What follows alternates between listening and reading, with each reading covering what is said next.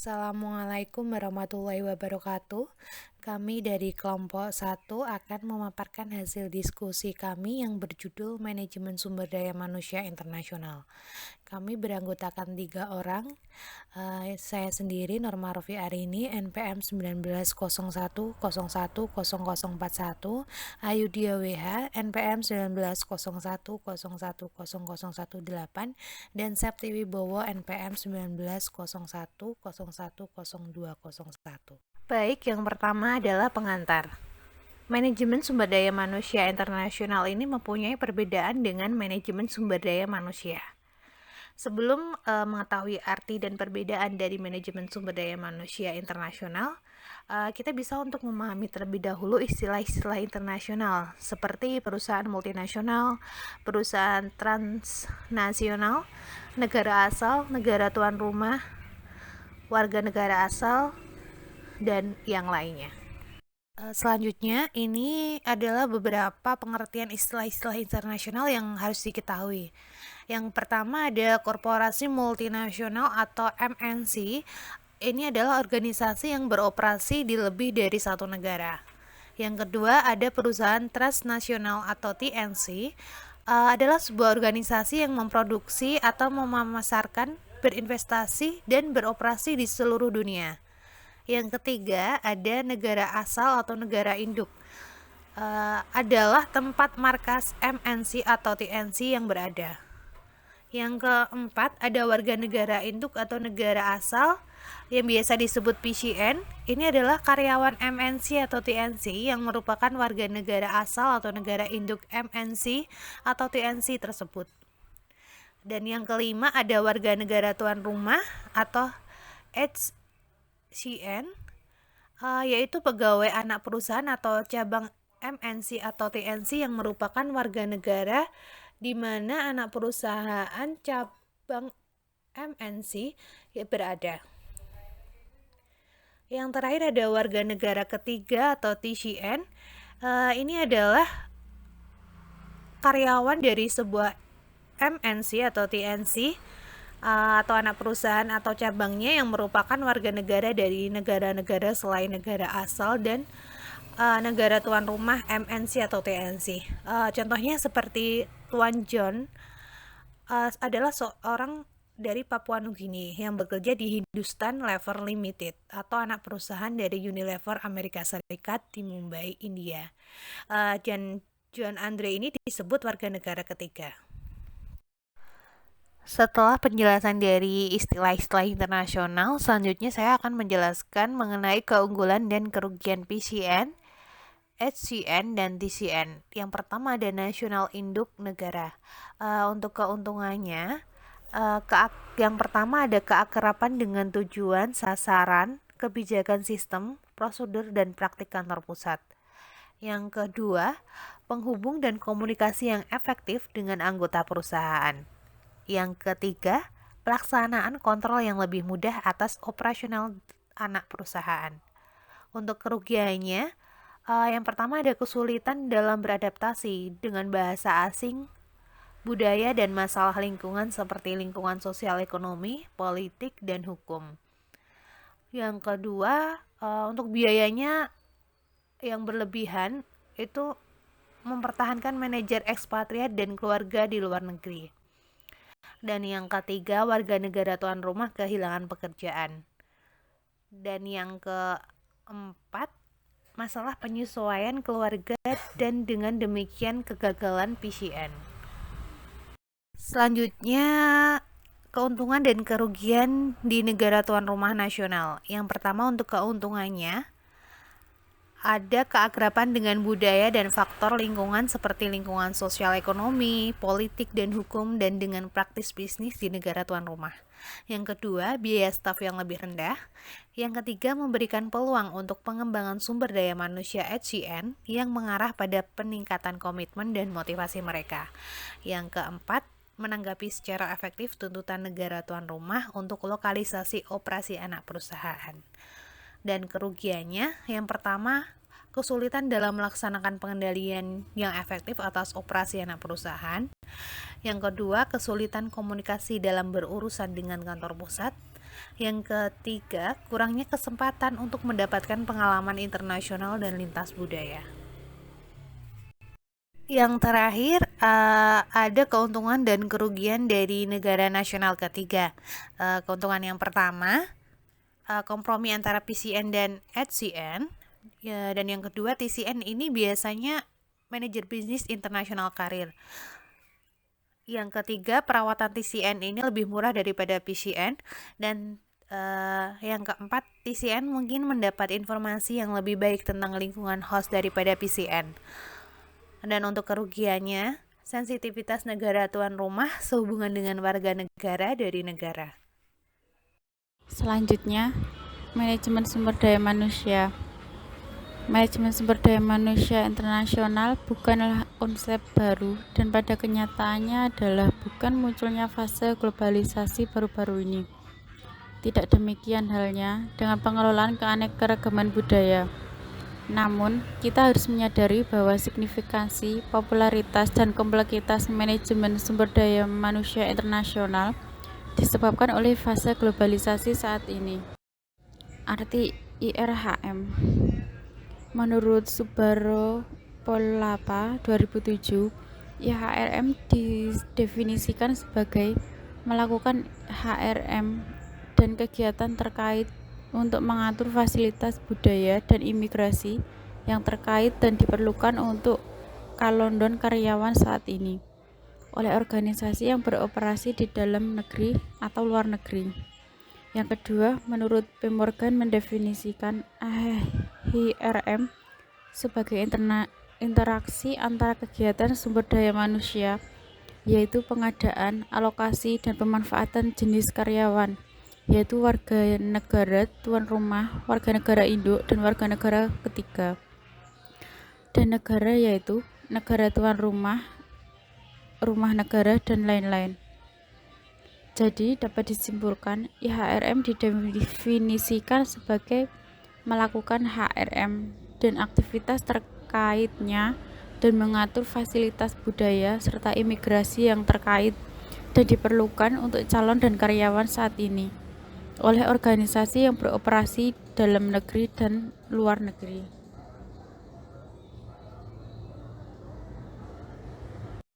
Adapun untuk jenis organisasi dan jenis sumber daya manusianya. Yang pertama, jenis organisasinya yaitu ada organisasi domestik yang mempekerjakan orang asing. Yang kedua, perusahaan induk. Yang ketiga, anak perusahaan. Yang keempat, usaha bersama. Dan kelima, jenis organisasi lain yang beroperasi di luar negeri. Sedangkan untuk macam-macam jenis sumber daya manusianya, yang pertama ada sumber daya manusia domestik atau warga negara tuan rumah. Yang kedua, warga negara induk. Yang ketiga, warga negara ketiga. Yang keempat, jenis pekerja asing lainnya.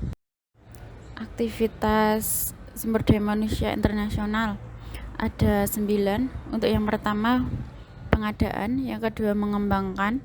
Yang ketiga, kompensasi. Yang keempat, memanfaatkan. Dan yang kelima, imigrasi atau migrasi. Yang keenam, layanan sosialisasi. Dan yang ketujuh, keamanan. Yang ke-8, pemulangan atau deportasi. Yang ke-9, manajemen lintas budaya. Adapun perbedaan internasional HRM dengan HRM domestik. Yang pertama, kebangsaan yang lebih luas dari karyawan. Yang kedua, berbagai fungsi yang akan dilakukan. Yang ketiga, pengaruh lingkungan internasional. Yang keempat, hubungan yang lebih luas dan lebih dalam. Yang kelima, pendekatan yang berbeda untuk fungsi domestik. Yang keenam, kompleksitas kegiatan HRM domestik. Pertama yaitu kebangsaan yang lebih luas dari karyawan. International Human Resources Management berurusan dengan karyawan yang diambil dari beberapa negara, berbeda dengan HRM domestik, di mana karyawan diambil dari suatu negara. Implikasi dari budaya berbagai negara yaitu mengungkapkan bahwa perilaku masyarakat dapat dikategorikan berdasarkan wilayah geografis. Manajer sumber daya manusia serta manajer lini organisasi yang mempekerjakan orang-orang dari luar negeri harus memahami budaya negara tempat karyawan tersebut berasal dan mengelola karyawan mereka sesuai dengan budaya tersebut. Faktanya, banyak masalah sumber daya manusia yang sensitif terhadap budaya. Faktanya lagi, manajer sumber daya manusia dan manajer lini sangat menyadari budaya negara mereka dan oleh karena itu tidak perlu mengetahui budaya negara lain dalam mengelola orang dalam kasus HRM domestik. International HRM berbeda dengan HRM domestik. Kedua, hubungan dan kompleksitas yang lebih luas. Organisasi mencari informasi tentang aspek karyawan yang lebih luas dan anggota keluarga saat merekrut dan memilih karyawan dari luar negeri.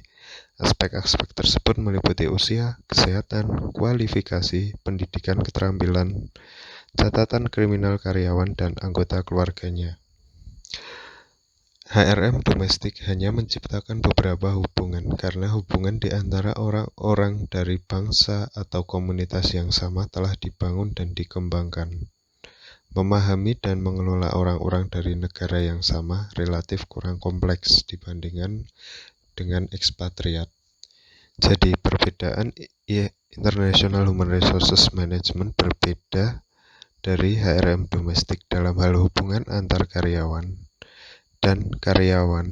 dan organisasi.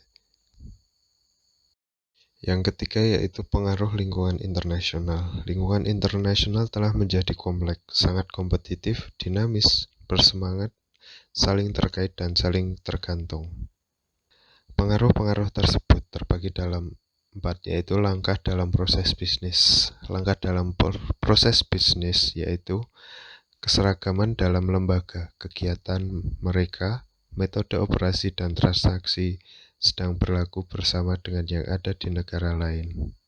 Selanjutnya yaitu pengaruh teknologi informasi. Teknologi informasi memungkinkan lokasi pusat-pusat manufaktur di berbagai negara dengan bantuan teknik Computer Aided Manufacturing atau CAM sehingga menciptakan lapangan kerja di berbagai negara. Selanjutnya yaitu liberalisasi politik, pergeseran ideologi politik berbagai negara seiring dengan globalisasi patut dicatat aturan dan regulasi politik dari berbagai pemerintah diliberalisasi secara signifikan. Terkadang sumber daya manusia asing dengan keterampilan serupa lebih murah daripada sumber daya manusia dalam negeri. Misalnya, kategori sumber daya manusia India tentu yang murah di Amerika Serikat dan sebaliknya juga berlaku untuk kategori tertentu lainnya di India. Demikian pula perbedaan pengaruh sosial dan budaya, faktor yang sangat bervariasi dari satu negara ke negara seperti yang dibahas dalam judul kebangsaan yang lebih luas. Variasi faktor sosial dan budaya bersama dengan faktor internasional lainnya memerlukan penggunaan metode praktik yang berbeda untuk International Human Resources Management. Keempat, kompleksitas aktivitas International Human Resources Management yang bertahan.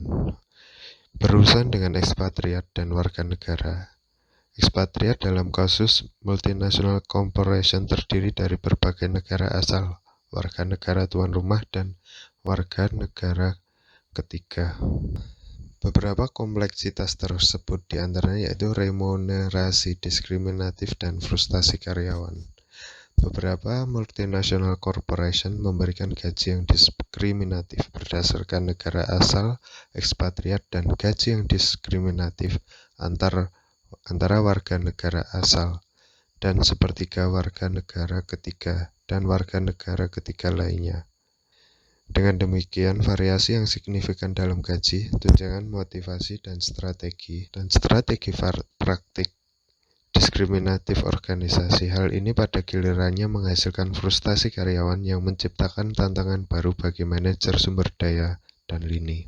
Untuk mengurangi kompleksitas tersebut, diperlukan konseling Alasan frustasi karyawan serta persepsi karyawan yang berbeda terhadap gaji yang diskriminatif menurut pengusaha tidak selalu benar karena karyawan dengan sebutan yang sama akan menghasilkan kuantitas dan kualitas output yang berbeda. Dengan demikian, berbagai perasaan, sikap, dan persepsi yang saling bertentangan dengan kebangsaan yang berbeda satu sama lain memperumit tugas internasional Human Resources Management. HRM domestik hampir bebas dari semua kompleksitas sikap dan persepsi yang saling bertentangan ini karena tidak ada ruang lingkup seperti itu dalam Human Resources Management domestik. Kelima yaitu berbagai fungsi.